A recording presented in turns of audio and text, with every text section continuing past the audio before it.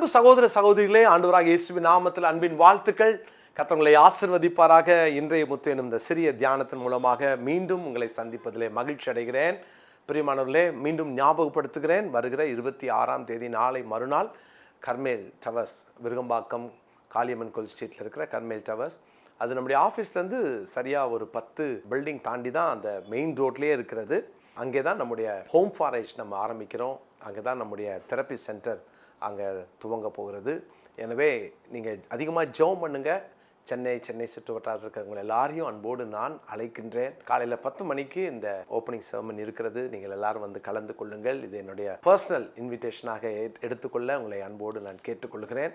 கர்த்தர் உங்களை ஆசீர்வதிப்பாராக. பிரியமானவர்களே, விடுதலை குறித்து நம்ம தியானித்து கொண்டிருக்கிறோம். அன்பினால் விடுவித்தார் என்று நான் கடந்த நாட்களில் சொன்னேன். நேற்று தினத்தில் ஆணையிட்டார், அந்த ஆணையை நிறைவேற்றுவதற்காக விடுவித்தார் அப்படின்னு சொன்னேன் இல்லையா?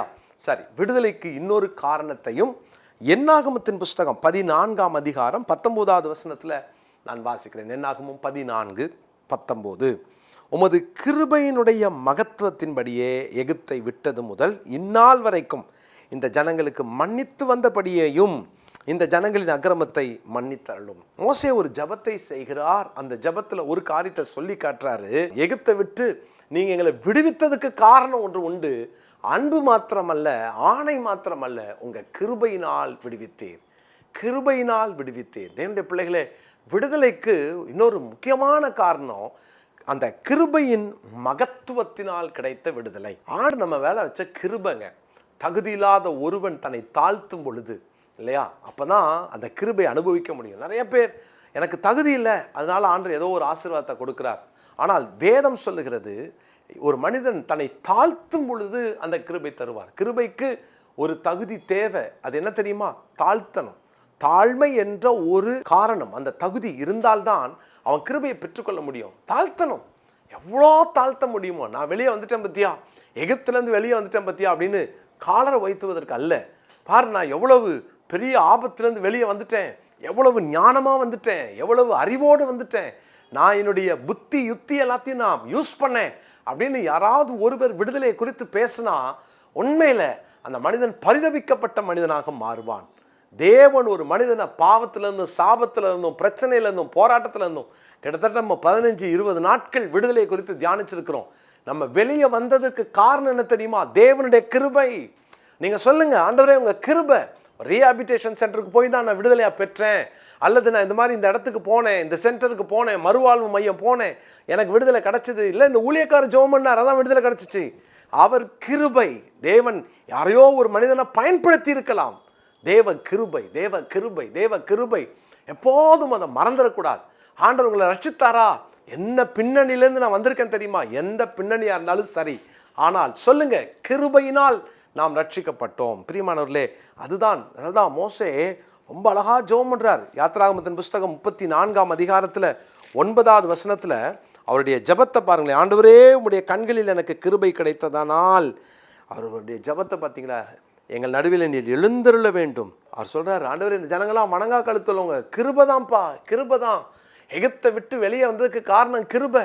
இப்பவும் இந்த ஜனங்க இவ்வளோ பெரிய பாவத்தை பண்ணிட்டு உங்களுக்கு விரோதமாக ஆண்டவரே உங்களை வேதனைப்படுத்தின இந்த ஜனங்க இப்பவும் உங்கள் கிருபை தான்ப்பா இந்த ஜனங்களை காக்கணும். ஆண்டவரே, உங்கள் கண்களில் எங்களுக்கு கிருபை கிடைக்கட்டும்னு சொல்லி ஜெபிக்கிறார். பிரியமானவர்களே, இன்னைக்கு தேவன் அந்த கிருபையை நம்ம எல்லார் மேலேயும் கொடுக்கட்டும். அந்த கிருபையினால் கர்த்தர் நம்மை மன்னித்தார், கிருபையினால் விடுவித்தார், கிருபையினால் நம்மை ரட்சித்தார் இல்லையா?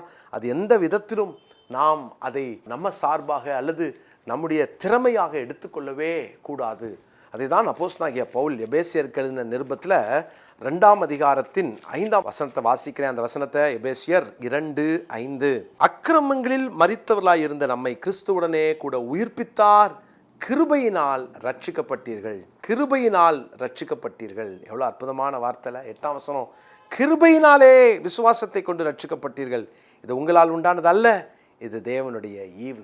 ஒருவரும் பெருமை பாராட்டாதபடிக்கு இது கிரியையினால் உண்டானது அல்ல, கிருபையினால் உண்டானது. ரட்சிப்புக்கு காரணம் கிருபை. அந்த கிருபையை மாத்திரம் ஒரு மனுஷன் சார்ந்து வாழ்ந்துட்டா, அந்த கிருபைக்குள் தன்னை காத்து கொண்டால், கிருபையில் பெருகணுமே தவிர கிருபை இழந்துடக்கூடாது. ஏசாவை குறித்து வாசிக்கிறோம் இல்லையா? கிருபையை இழந்தவன், கிருபையை இழந்தவன். யோனா புஸ்தகத்தில் வாசிக்கிறோம், அந்த பொய்யான மாயை பற்றி கொண்டிருக்கிறவன் தனக்கு வர்ற கிருபையை போக்கடிக்கிறானா. அருமையான தேவனுடைய பிள்ளைகளே, கிருபை இழந்துடாதீங்க. கொஞ்சம் பெருமை வந்துருச்சுன்னா கிருபை போயிடும். நம்ம கிருபையை தொலைச்சிருவோம். ஆண்டவரே நான் என்னை தாழ்த்துறேன்னு சொல்லி அவருடைய பாதத்தில் கிடப்போம். ஒவ்வொரு நாளும் ஆண்டுடைய பாதத்தில் நம்மளை அர்ப்பணிச்சிருவோம். நான் அல்ல, என்னால் ஆனது அல்ல, எல்லாம் உங்கள் கிருபை கிருபை. ஒரு நாளைக்கு எத்தனை முறை நீங்கள் உங்கள் வாயை திறந்து இந்த கிருபைன்ற வார்த்தையை சொல்லுங்கள். கிருபை தான் காரணம். யாராவது உங்களை புகழ்கிறாங்களா? கிருபை. கன்னியாகுமரி மாவட்டத்தில் சாது யேசுதாஸ் என்ற ஒரு தேவ மனிதர், அவர் வாயில் எப்போதும் அந்த ஸ்தோத்திரம் இருக்கும், எப்போதும் ஒரு ஸ்தோத்திரம் இருக்கும். யாராவது அவர்கிட்ட வந்து அவர் முகத்துக்கு முன்னால் அவரை புகழ்ந்துட்டா ஸ்தோத்திரம்னு சொல்லிட்டு அந்த இடத்த விட்டு போயிடுவாராம். அந்த அளவுக்கு அவ்வளவு அந்த தேவ மனுஷன், ஒரு பரிசுத்தவான், இப்படி வாழ்ந்தவர். அருமையான தேவனுடைய பிள்ளைகளே, இன்றைக்கி நம்ம எவ்வளவு அதிகமாக நம்மளை தாழ்த்தணும். இந்த உலகத்தில், இந்த நவீன காலத்தில், நூதனமான உலகத்தில் எவ்வளவு கிருபை நமக்கு தேவையில்லை. ஒவ்வொரு நாளும் நீங்கள் சந்திக்கிற பிரச்சனையிலேருந்து விடுதலை வேணுமா? கிருபையை சார்ந்து கொள்ளுங்கள். அப்பாட்ட கேளுங்க, அப்பா உங்கள் கிருபை தாங்க, கிருபைனால் எனக்கு இதுலேருந்து வெளியே வரணும், என்னால் முடியாது, உங்கள் கிருபை. அப்படி சொல்லி சொல்லி சொல்லி நம்ம ஜெபம் பண்ணுவோம்.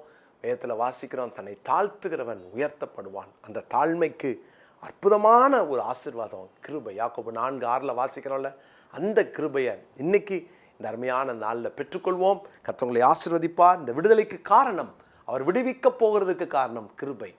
அந்த கிருபை நிமித்தமாய் தேவன் உங்களையும் என்னையும் விடுதலையாக்குவார். இன்றைக்கும் எபேசியர் 2:8 இந்த நாளுக்குரிய மனப்பாட வசனமாய் குறித்துக் கொள்ளுங்கள். எபேசியர் 2:8 அந்த வார்த்தையின்படியே தேவன் தம்முடைய கிருபையை அளவில்லாமல் நமக்கு தருவாராக. நாம் அந்த ரட்சிப்பை காத்துக்கொள்வோம், கிருபையில் பலப்படுவோம். கர்த்தர் ஆசீர்வதிப்பார். ஜெபிக்கலாமா? நல்ல தகப்பனே, நாங்கள் விடுவிக்கப்படுவதற்கு காரணம் உங்கள் கிருபை என்பதை அறிந்து உம்மை ஸ்தோத்தரிக்கிறோம், நன்றி செலுத்துகிறோம். கிருபையினால் விசுவாசத்தை கொண்டு நாங்கள் ரட்சிக்கப்பட்டோம், நாங்கள் விடுவிக்கப்பட்டோம். எகிப்துன்ற பாவத்திலிருந்து, பாவோன்ற அந்த இருளிலிருந்து எங்கள் வாழ்க்கையை நீங்கள் விடுதலையாக்கி வெளியே கொண்டு வந்தீங்களே ஆண்டவரே. பிசாசின் இருளிலிருந்து எங்களை ஆண்டவரை மீட்டு கொண்டு வந்தீங்களே, கிருபைதான்ப்பா காரணம். அந்த கிருபைக்காக நன்றி செலுத்துகிறோம். இன்றைக்கும் எனக்கு விடுதலை வேணும்னு சொல்லி ஜெபிக்கிற யாராக இருந்தாலும் அந்த கிருபையின் மகத்துவத்தினால் உங்கள் பிள்ளைகளை மீட்டு ரட்சித்து விடுவித்து உங்கள் பிள்ளைகளை சாட்சியாய் நிறுத்தும். உங்கள் நாம மகிமைப்படட்டும். இயேசுவின் நாமத்தில் ஜெபிக்கிறேன் நல்ல பிதாவே, ஆமென்.